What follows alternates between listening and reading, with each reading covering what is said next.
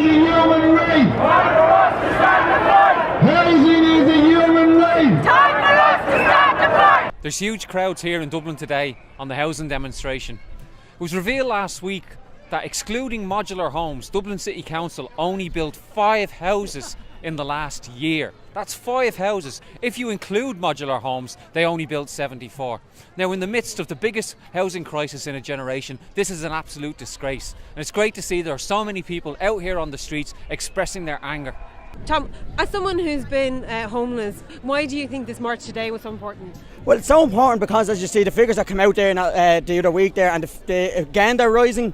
And then if you look at all the land that's been sold off to private developers, where the council could actually go and build houses like they did back in the 70s and the 80s in this country, and actually could solve the housing crisis within a couple of years. So I think that getting the feet on the street is very important, and getting the movement moving like we did with water charges. I think that's the only way we're going to put a bit of pressure on this and get our demands out there as much as we can. You know, being homeless 7 years, I think it's very important now to see a little bit more movement on this. Yesterday, our councillors got notification that there's 3 big tranches of land have been set out for interest to developers, interests of asking them if they're interested in taking it or building on it. And the biggest tract of that land is around Cherry Orchards, something like 14 hectares, and 2 other chunks on the north side.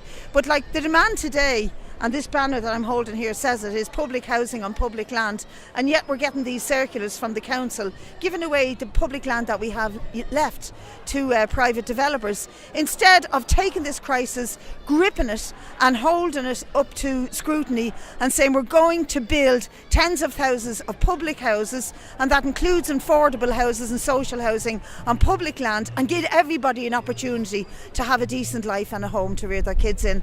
And we need a government that'll do that, but I'm afraid this government will not do it, and neither would Fianna Fáil do it, because both of them, both Fianna Fáil, Fine Gael, Labour, the establishment parties, have colluded in assisting landlords and developers to make vast profits on the backs of the suffering of ordinary people. We need radical thinking, radical action by tens of thousands of ordinary people. Today is a contributing factor to that, but then we need a left radical government that would implement the kind of policies I'm talking about, because the landlord parties have no interest in challenging the vested the powers in this country. We've just passed Citibank, we're standing near the Central Bank at the Convention Centre.